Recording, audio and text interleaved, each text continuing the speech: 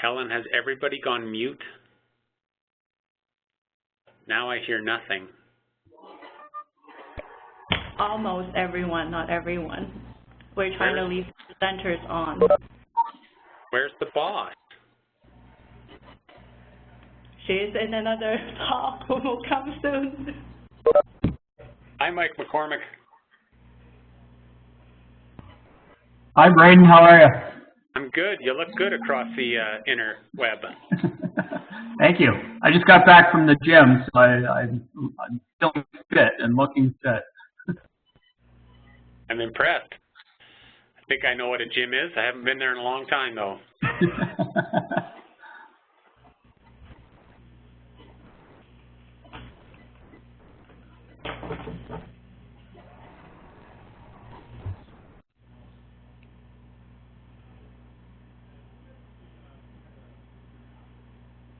I'm going to mute.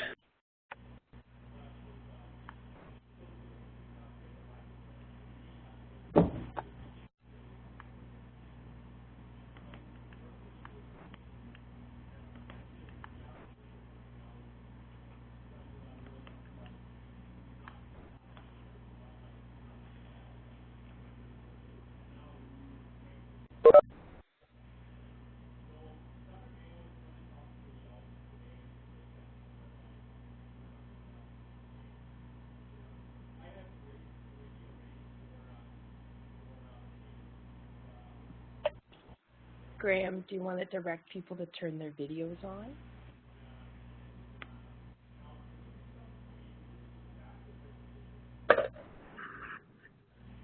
Hi there. So anyone who wants to access their video, there should be a little camera icon next to your name. So if you wanted to turn that on, that would be the way. No obligation, but that would be how to share your stream if you are so inclined.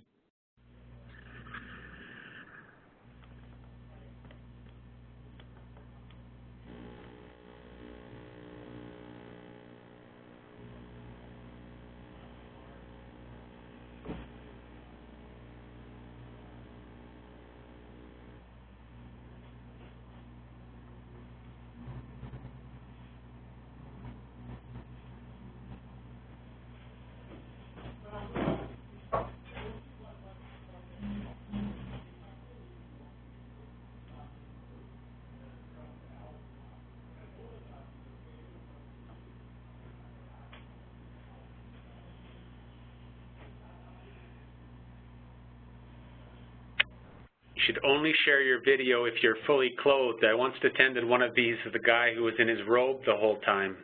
He didn't realize the video was on.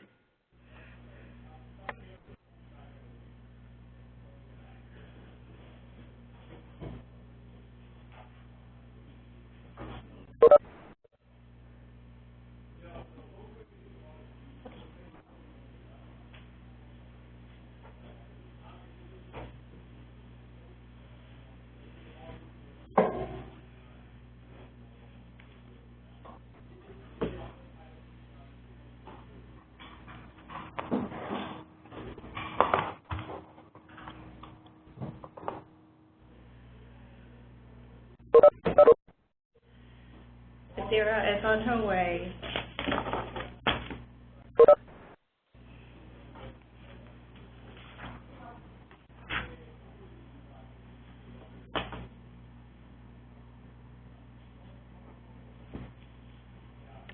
Shall we wait, or how long is Adeera away? In the same building, a few floors. There she is! 403! Hi, everybody. Hi, Adeera. Hi, Braden. I was just teaching the medical residents about reasons to consult nephrology. Is everybody on? Yes. Great. How many people do we have joining us today? That's a lot. Here, we have a long list. Oh, wow. Here. Great. So welcome, everyone, and apologies for being 2 minutes late. I had no idea people would be so prompt. My co-lead, Dr. Manns, is not always this prompt. Nonetheless, on behalf of Braden and I and all of the CanSolve core team, we wanted to welcome everybody to our very first of our CanSolve CKD webinar series. What we want to do with this series is really showcase and keep everybody up to date with our project and all the activities, but also for people to be able to have an opportunity for questions and answers and being curious about what's going on. We are trying to make these, not more than 45 minutes to an hour long, because being respectful of people's time. The presentations we're imagining will be around 15 or 20 minutes, but then give you a lot of time to ask questions, and so we're really encouraging participation. There are ways that you can enter the questions in for the presentations for those of you that haven't used WebEx before. You can either enter it into the chat window, and we'll collect them and then talk at the end. Or if you want to ask a question, you can raise your hand. There's a little raise your hand button that you can actually click on, and then next to your name, and then we'll be able to see that you're asking a question. We are going to record all of these and we're going to archive them on the CanSolve website, and we'll circulate that link once we've actually done that. Any questions before we get going? Braden, did you want to add anything? No, I just tested out, and raising your hand works. Oh, good. All right. So I guess since all around the world it's January, and January is the beginning of a year, and there were State of the Union addresses this month south of us, we thought we'd call this State of the Network. So here we are, State of the Network in Canada. And what we want to do is talk about the network accomplishments, the current status of the project, especially some of the study protocols that are out there, what we're doing with respect to knowledge translation and patient engagement. And to be fair, we're all learning together, and so we have engaged many patients in many ways, and we're hugely committed to making sure that we increase that and do it as best we can, but we're all learning together. So for some of you on the phone, if the amount of patient engagement isn't to your satisfaction or as good as you'd like it to be, then that's part of what these webinars are for, is to help us move forward a little bit.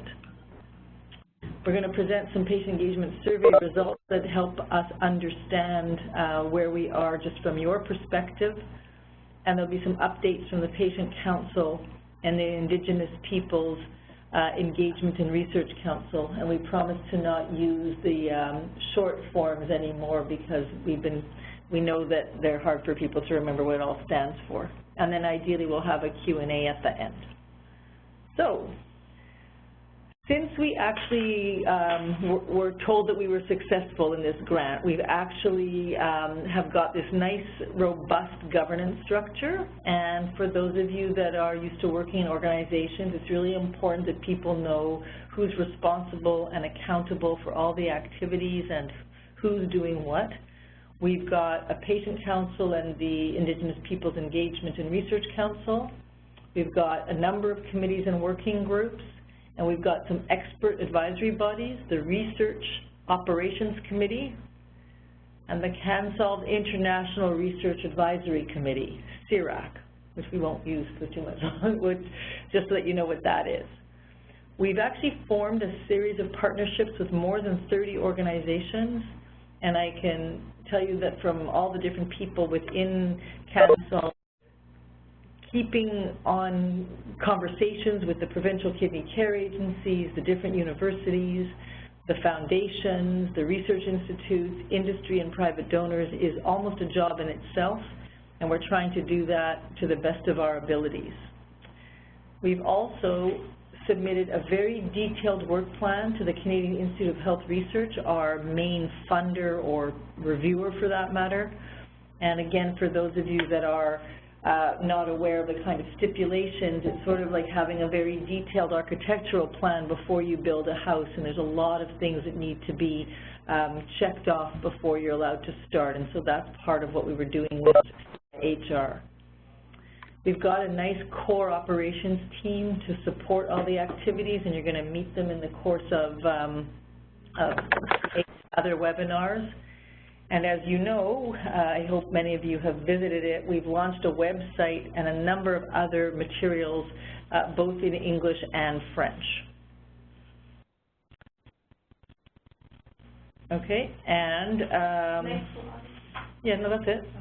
So the other thing that we've done is with Helen Chu and Leah, at the fore of this, we've coordinated a series of patient-oriented research training for almost 60 people that are members of our network, including patients, their family members, policy makers, research coordinators, as well as some of the researchers, and I think that that's a huge accomplishment. I don't think any other network can say that, and it's a bit of a train-the-trainer model, and we can answer questions about that. And then while it sounds like, although we're doing 18 projects and it may not sound like such a big deal, but having funding agreements signed off with 4 of our host institutions is a very big deal. So congratulations to University of Alberta, Calgary, and the London Health Sciences and Hamilton Health Sciences Centres, because we're at least ticked the boxes with those. So that means that funds can be released and things can start with 8 research projects and 4 of the core infrastructures. So that's a great start, and we're not even at April yet. So the study protocols, what we've asked the project leads to do is to submit ethics-ready protocols by early this month, which is already done. So we've had 8 protocols, and I think that some of the projects will be launching later. But the more important thing, especially for the patients on the call, but others, all of these are early protocols that allow us to release the funds. Some of them can be changed based on patient feedback, but we had to have the protocols in place to get the contract signed off. So in this world of research and medicine, we have a very much an iterative process where we have to put in kind of the first plan and then we can modify it. So please don't think that just because the protocols are submitted that they're not changeable. We're going to actually have them all reviewed by the Research Operations Committee and patients on that committee, as well as the people involved in the project. And then once the Research Operations Committee approves it, then the funds are released. So this is a process to make sure that everything is as robust as it can be. So I'm going to pause there, and that was sort of my part of it, and I'm going to ask Braden to talk about the knowledge translation parts of CanSolve. Over to you, Braden. Thanks, Adeera. So, as many of you who have been engaged for a while will remember, a lot of these projects are meant to reduce gaps in care that we observe across Canada for people with kidney problems, whether they have earlier stages of kidney disease and they're managed predominantly by family doctors, or whether they have more advanced kidney disease and they're managed in a multidisciplinary kidney clinic, or they're on dialysis. So a lot of the projects, probably 60%, are aimed to improve care and reduce gaps.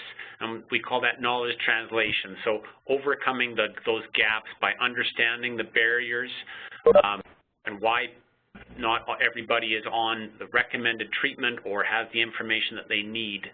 So it was important to us that at the very start of the project, that people actually had plans on how they were going to get this information at the end of the day after their study to the stakeholders that need it, patients, but also the people who fund kidney care across the provinces.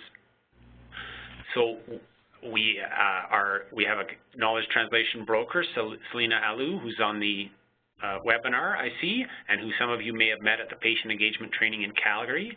We have a knowledge translation and knowledge user committee that's chaired by one of the leads of the Ontario Renal Network and the Saskatchewan Renal Network.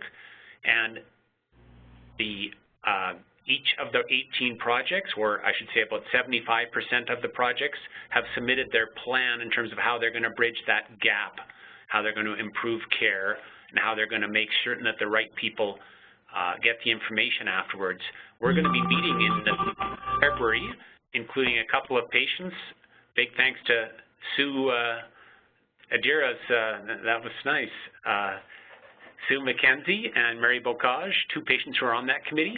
So they'll be reviewing those plans, and we may, for instance, get back to them and say, actually, there's some overlap between these projects, or we think that of these 6 projects, we really need to let all the renal programs know and give them feedback across the country, and we can do that more easily. We've also set up a laboratory to help support creation of tools and do focus groups already. Next slide.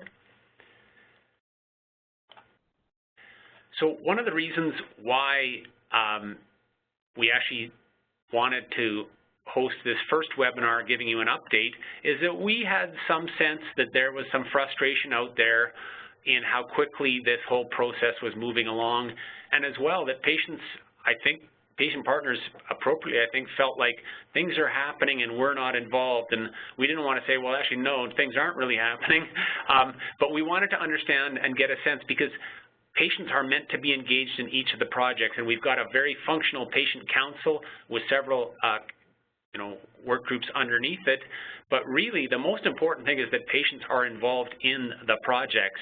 You've been involved in prioritizing which ones got funded within this network and which ones are going to be done, but you're supposed to be involved all of the way, and you're supposed to, as someone who's got experience, lived experience with the condition, you're meant to be providing feedback on, are they measuring what's important to me?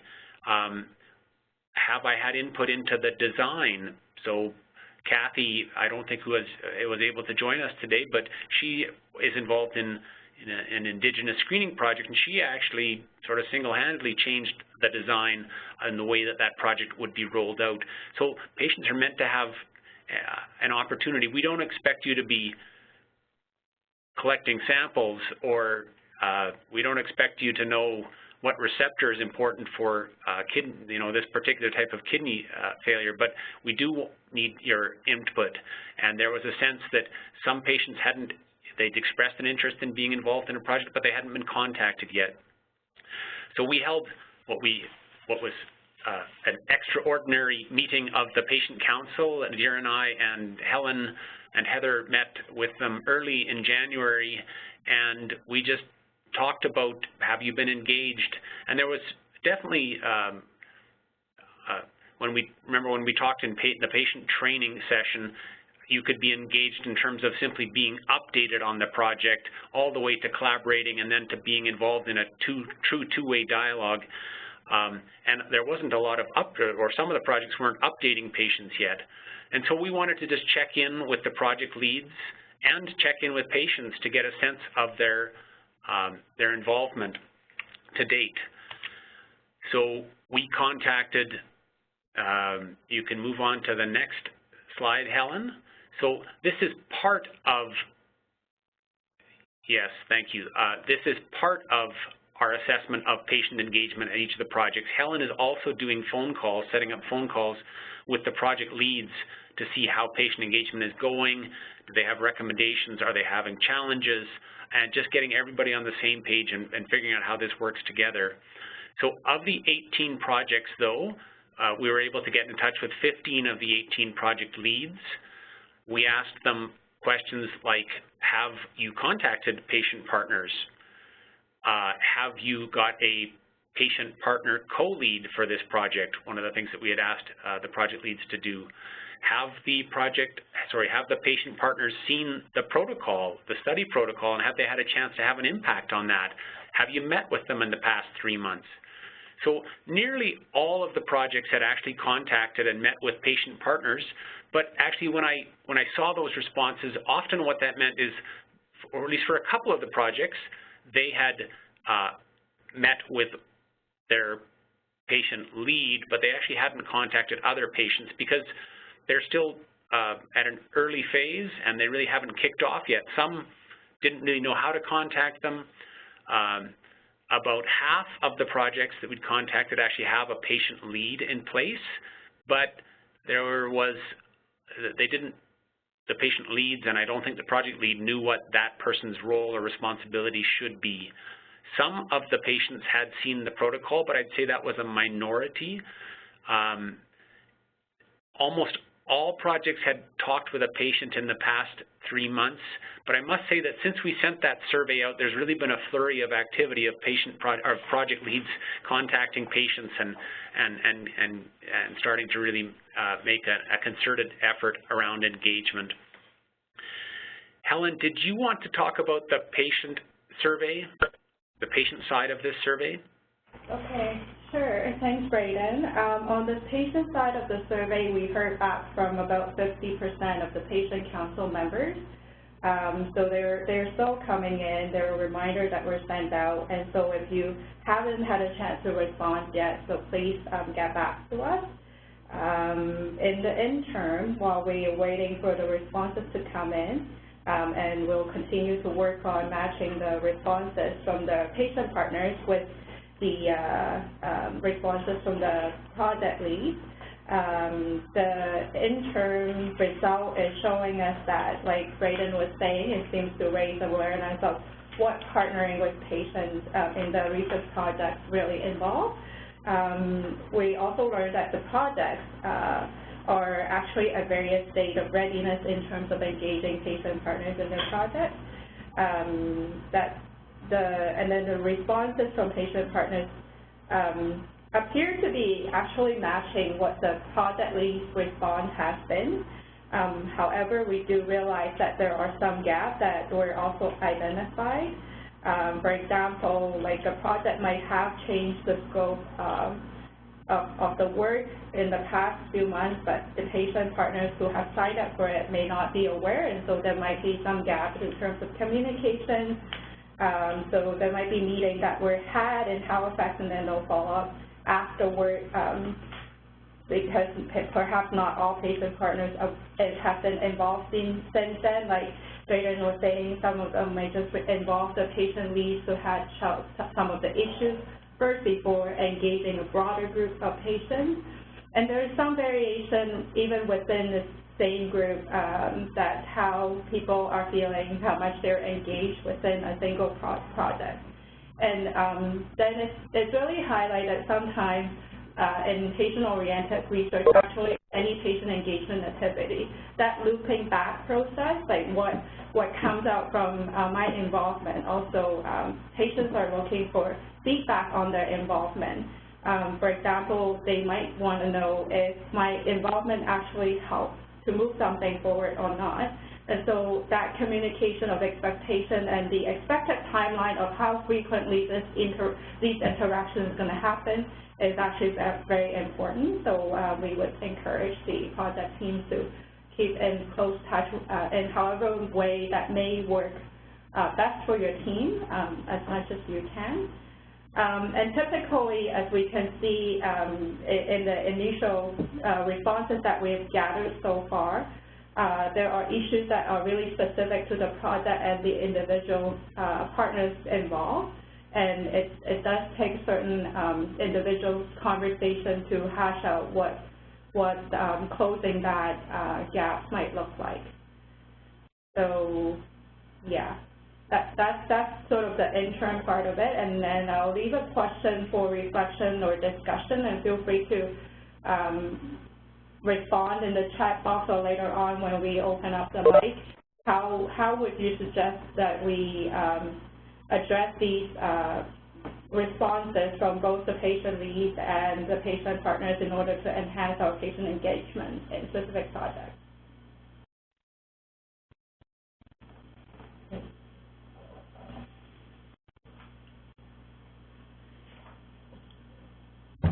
And we're turning the mic to Kate. So okay, Kate, that's me. Yes, you. Yeah, Kate, do you want me to introduce you, Kate, or would you like to introduce yourself? I can introduce myself unless, I'd love to know what you would say, though, Adeera. There you go. Introduce yourself. Okay.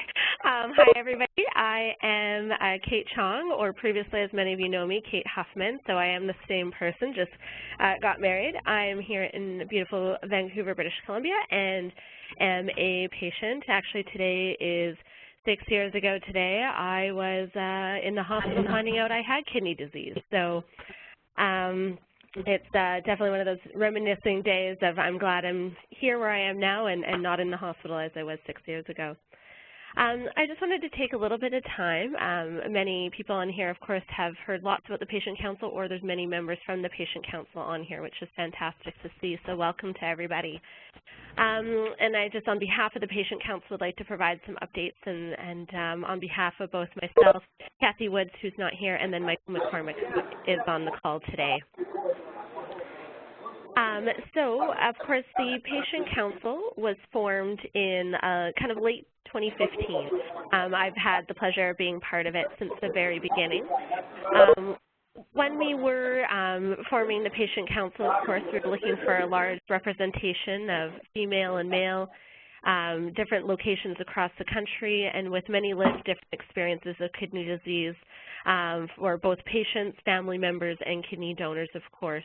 And I've had the pleasure of meeting so many amazing people and hearing their stories, and I know our family of patient representatives will continue to grow as we do this process. As I stated, we currently have 3 co-chairs. And there's myself and Kathy and Mike.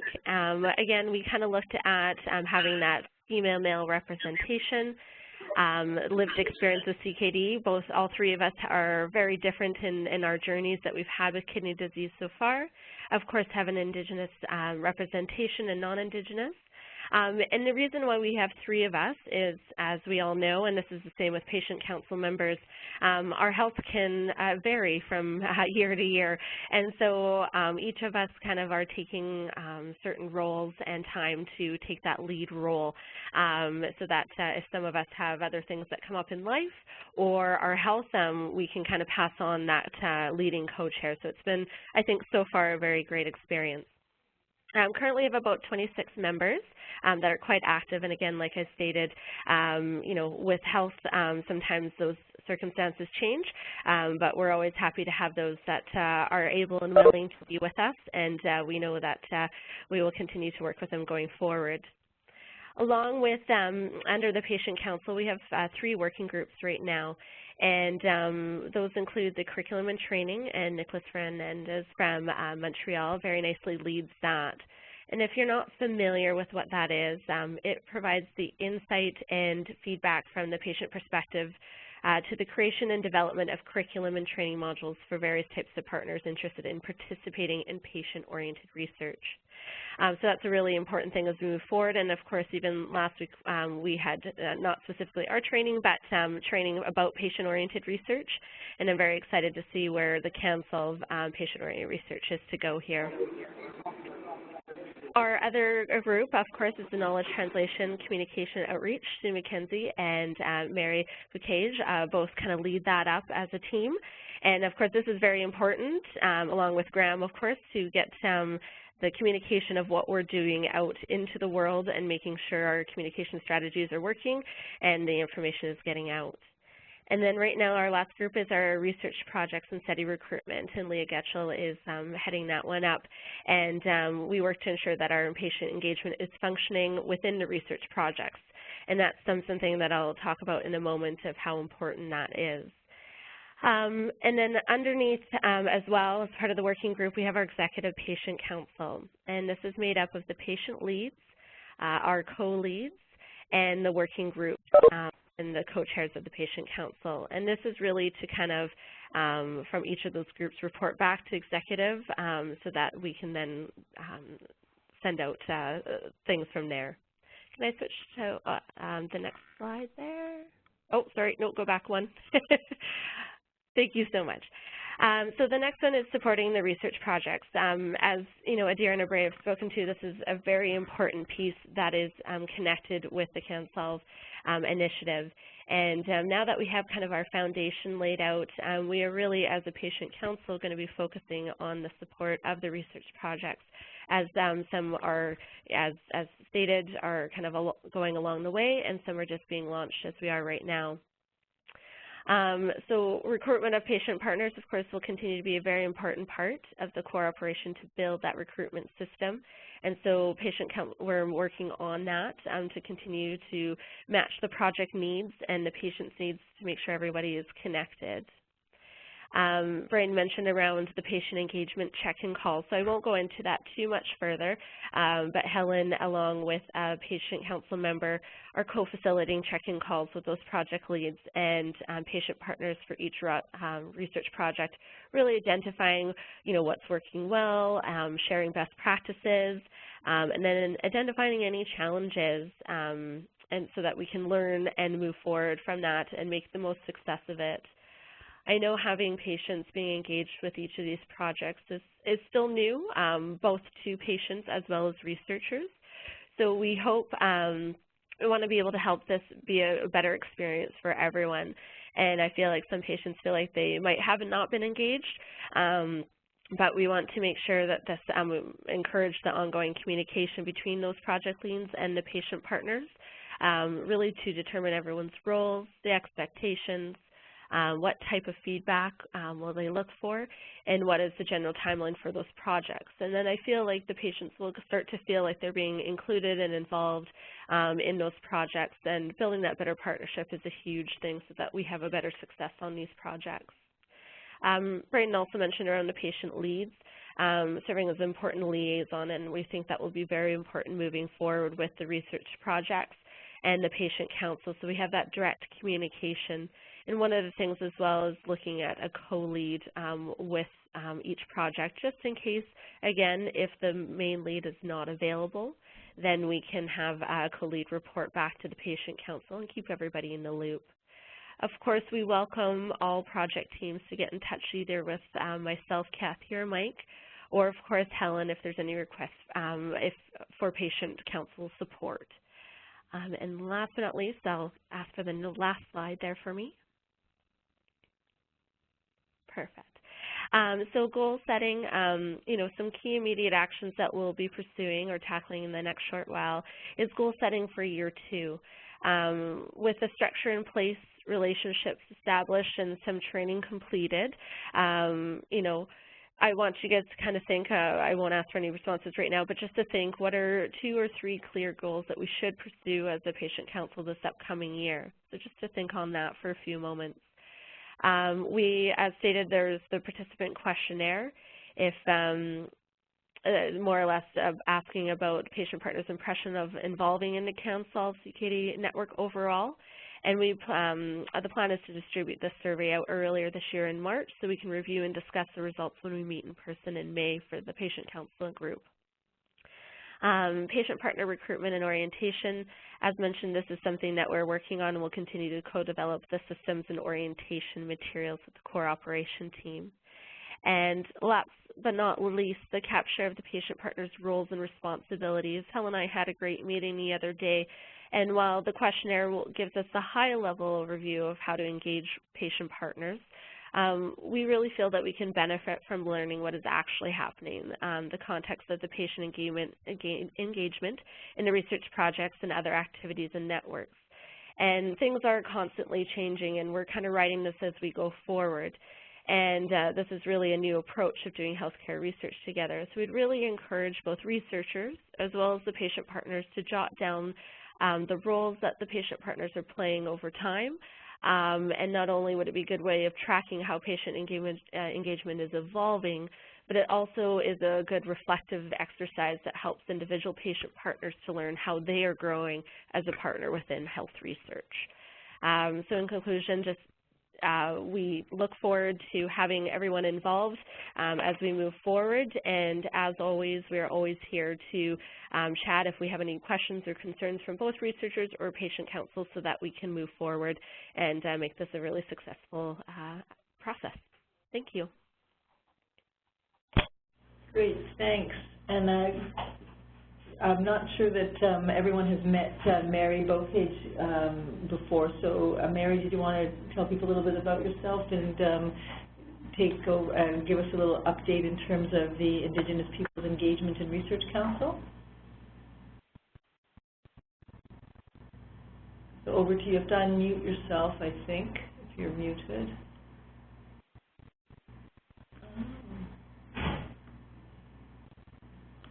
Oh, you're on a phone, so you should be able to just start. Right? Isn't that phone symbol? Yeah. Or cell phone symbol.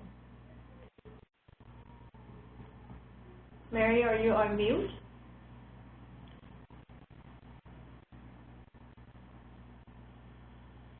That sounds like it looks like you're not. So you came on from a mobile device, so you just have to make sure that we can hear you, so maybe unmute yourself.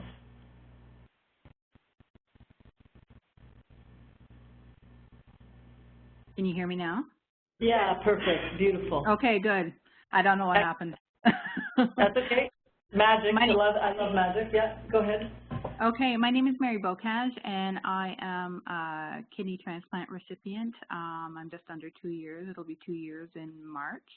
I was on dialysis for about 3 years before that. I am from Nipissing First Nation, which is just outside of North Bay, Ontario, and I became involved with CanSolve in May at the general meeting. I've had interesting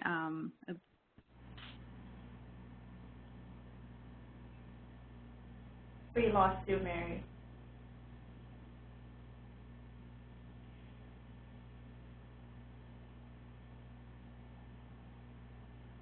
Hello, Mary. You might be in a place where there's intermittent connectivity. Yeah.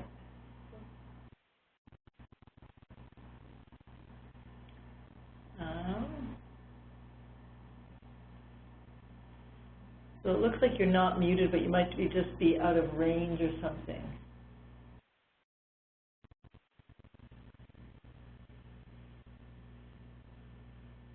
I don't think other people can hear her either.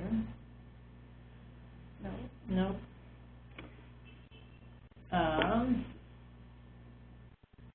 Mary, we can't hear you, so I'm not sure what we should do. Oh. Might be best for her to hang up and call back in. Yeah, sure. If you can hear us, Mary, can you do that? I can watch and see if she's heard by virtue of seeing that she's hung up or not.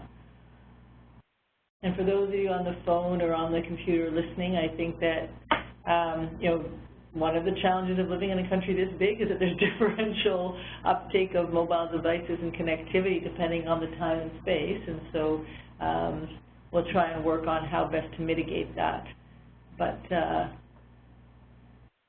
what we may do is, Mary, if you can hear us, or maybe Braden, can you type a note? Oh, I can type a note to her. Oh, she won't read it because she's not on the computer. And we can chat to her in a different way.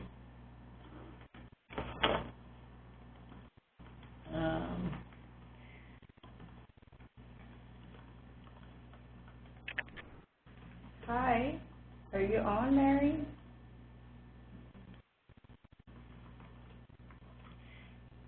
Well, maybe I'm just trying to think in the interest of time and keeping people connected. Maybe while we wait for her to rejoin, we could start taking some questions from the phone or online. Yep, that would be great.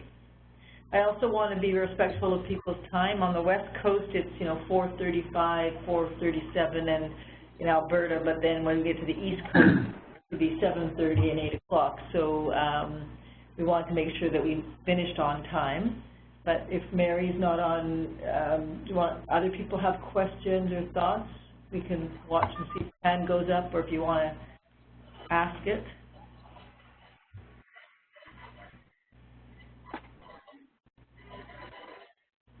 Hi, Adeera, it's Mike here. Yeah, hi, Mike. Hi. I have been working with Cello on his project as the patient lead, and one of the questions that came up that I didn't have an answer to was what access do we have to members of the patient council or other patients for the specific project, and how do we go about making that access? And that he may have submitted that as part of his survey response, so this may already be there, but it may also be a question that applies to other people on the call.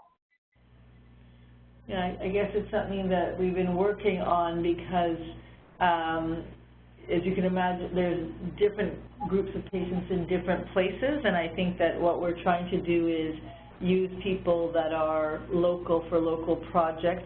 The Patient Council has its own set of networks that's also being developed, and I think that that's something that we're doing ongoing work on. I don't know if Kate or Helen wanted to add to that. I mean, it's not a matter of having access. People have free will and free choice, and I think what we're trying to do is make the network as cohesive and as connected as possible. And some projects are further ahead than others in terms of wanting to get that. Okay, but I guess where the question was coming from was like, is there a central point in terms of, you know, we don't really want to have, like, is anyone coordinating, I guess? We don't want sort of the same patients getting requested by multiple projects. Right, great. Yeah, good question. I think intrinsically, partly that's the responsibility of the patients, but also we are trying to have a list of which patients are in which projects so that we can actually steer people or help them to navigate.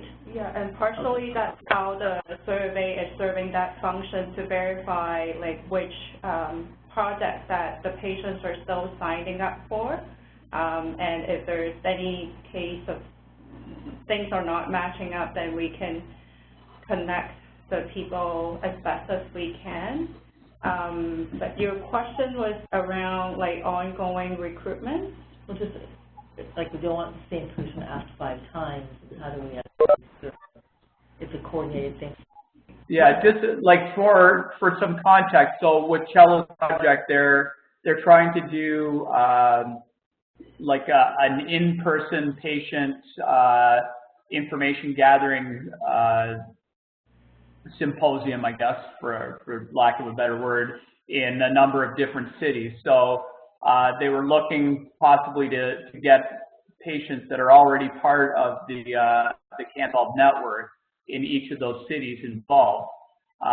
So it was, but I mean, it's, for a project like that, the need for patients is going to be great, because there's about 8 or 9 different sites across the country, and we would need you know, 3 or 4 or 5 patients in each location. So it was more about utilizing the patients within the Can't Solve network to then leverage their connections in their local hospital environments to gather patients, obviously within the confines of the project scope as well.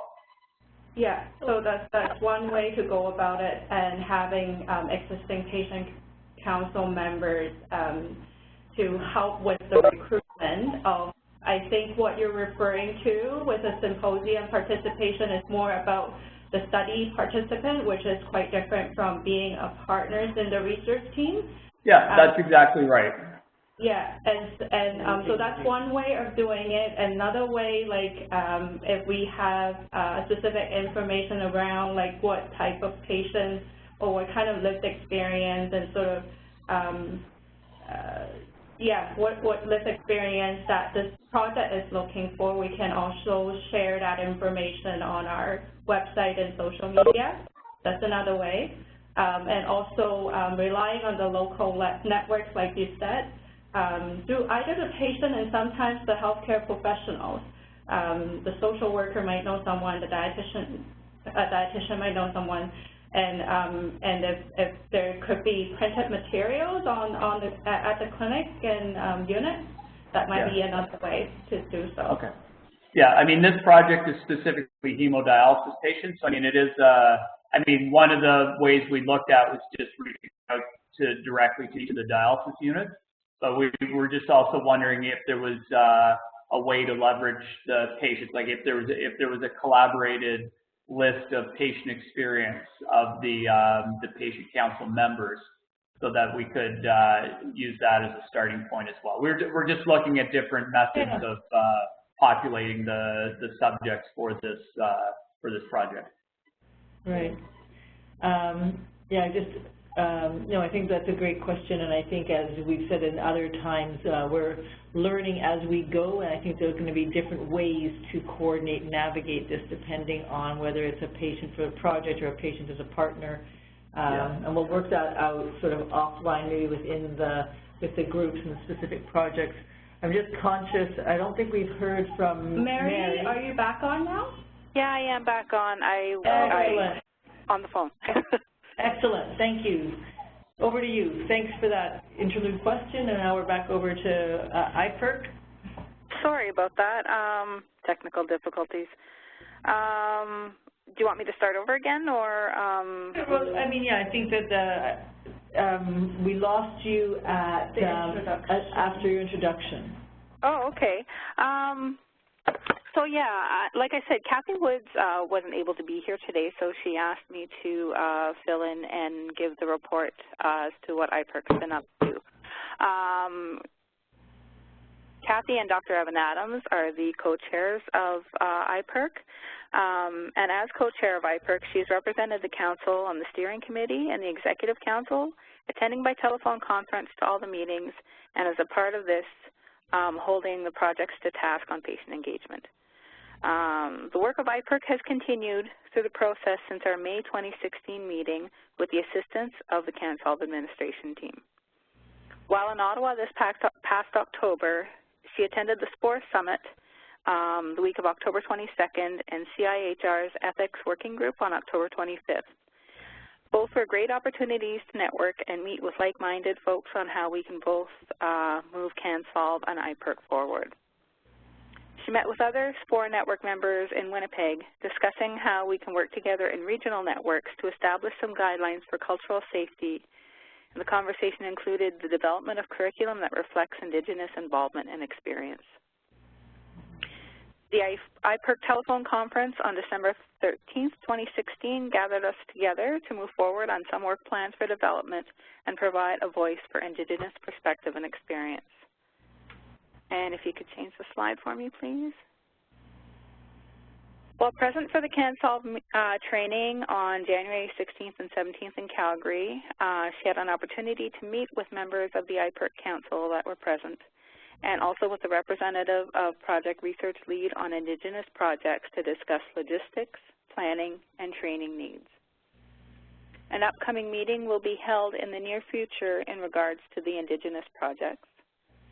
And she just wanted to voice concern to anybody on IPERC who hasn't been contacted by any projects to contact her or contact Helen if need be, just to let us know.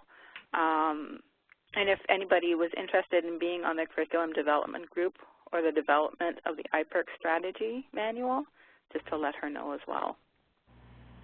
I'll also speak of Catherine Turner, who is our Indigenous Liaison Manager with CanSolve.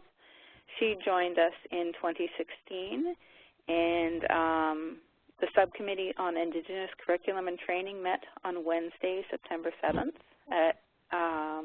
The purpose of the meeting was to follow up with members of IPERC regarding the creation of a proposed CIHR Foundation Training Module 4 on Indigenous cultural safety. Follow up with Nancy LaLiberte, Provincial Health Services Association, Indigenous Health, to review the PHSA Indigenous Cultural Safety Training, SANYAS, and its applicability to Module 4. Following this meeting, PHSA provided 3 complimentary seats in the SANYAS training, 1 in BC, 1 in Manitoba, and 1 in Ontario. On October 4th, IPERC meeting with co-chairs Dr. Evan Adams and Kathy Woods to discuss the draft IPERC terms of reference. They agreed to propose to the members of IPERC that a manual be developed that would support the CanSolve CKD network in working with Indigenous partners in strengthening and building relationships within Indigenous communities. Ensuring that Indigenous protocol is respected and followed when hosting a gathering. We invited local elders to welcome participants to the traditional territory and to attend the event as a support for those who may require it. Elder Renee Thomas Hill from Six Nations First Nation welcome participants of the CIHR Foundational Training Modules 1 and 2 that took place in Toronto in December 2016. Elder Violet March of Cold Lake First Nation welcomed participants to the CIHR Foundational Training Modules 1 and 2 that took place in Calgary in January 2017 and attended the two-day session as a support to those who may require it. On December 13th, like I mentioned earlier, we had our meeting for all of our members. Catherine has recruited Indigenous patient partners, Marissa Nahani from the Squamish and Nisga'a First Nations, who is now a member of IPERC. She's also recruited 2 other Indigenous patient partners, one a kidney donor and the other an organ donor recipient. She's completed 6 of the 8 Sanyas Indigenous Cultural Safety Training modules, CIHR Foundational Training, Modules 1 and 2 that happened in Calgary. Meetings have been coordinated between the First Nations Health Authority and the CanSolve CKD Project 1.1b, Paul Comenda Project in BC. And that's everything. That's great. Thank you. Thank you very much for all of that. And it's a lot of work that the IPERC and the Patient Council have been doing. And it's every time we think that people are doing a lot, we actually then get a feeling for how much they're doing, and it's 7 times more than we thought they were doing. So thank you very much for all of your work, Mary, and all of your colleagues as well. Thank you. I think what I'd like to do is move now in the remaining few minutes just to see if there's some additional questions that haven't been asked. Tell you that there's about 22 or 23 people, if everyone's just a single viewer, on this webinar, which I think is pretty good for the first one.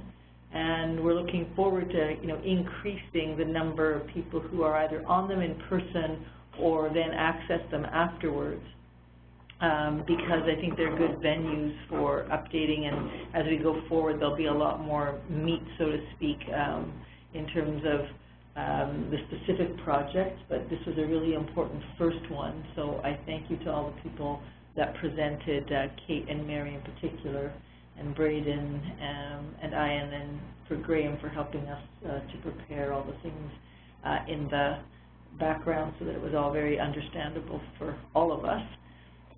Questions that people have?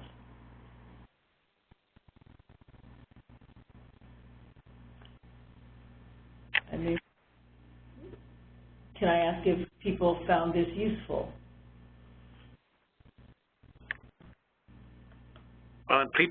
Feel free to chime in if you have concerns or if you have been contacted but you felt it could have been better, or your engagement so far or your involvement so far has been difficult, or you've had a success story.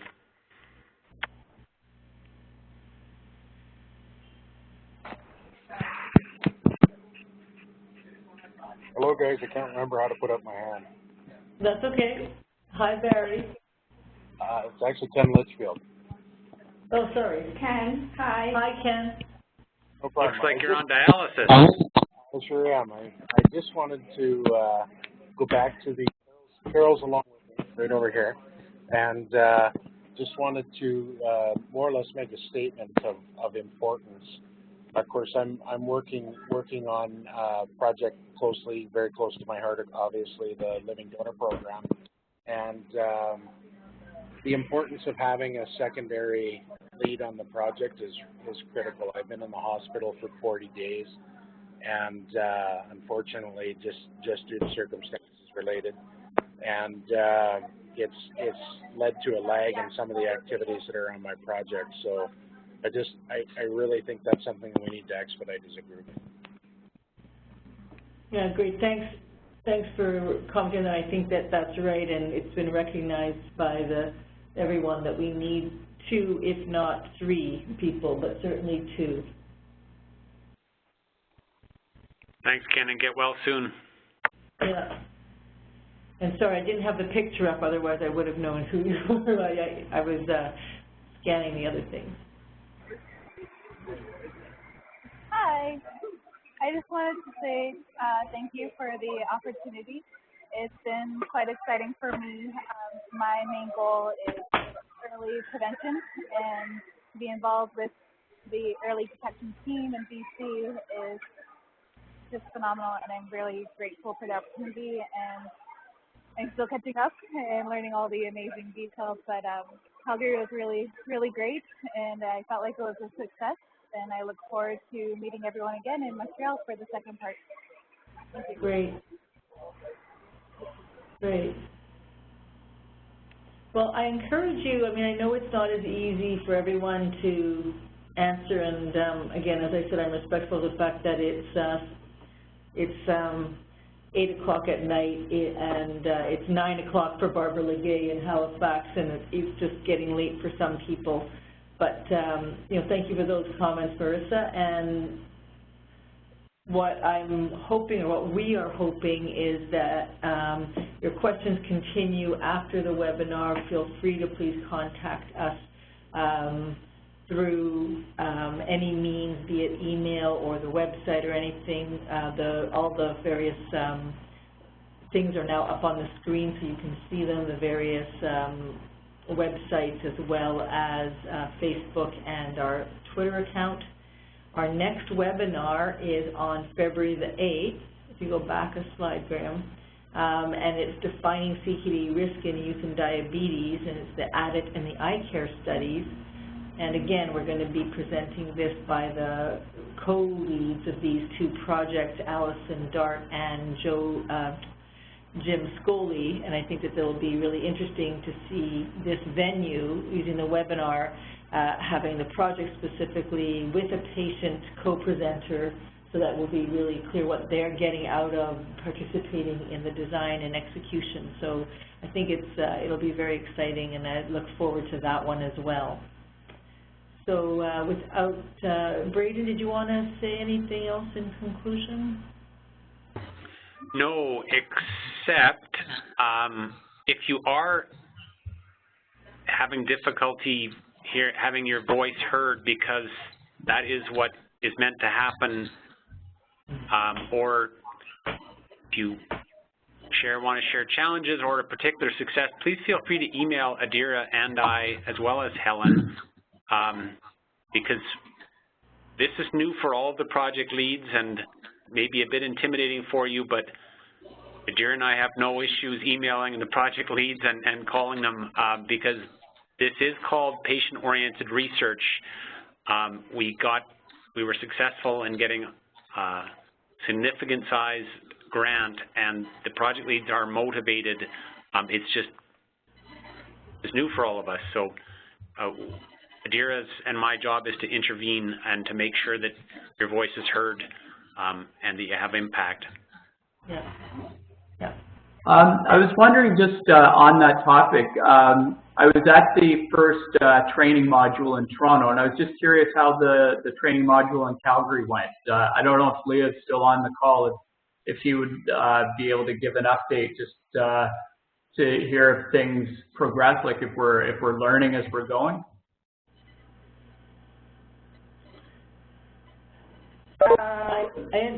Go ahead. I mean, I think it went very well, and I think it's different depending on the different groups that are there.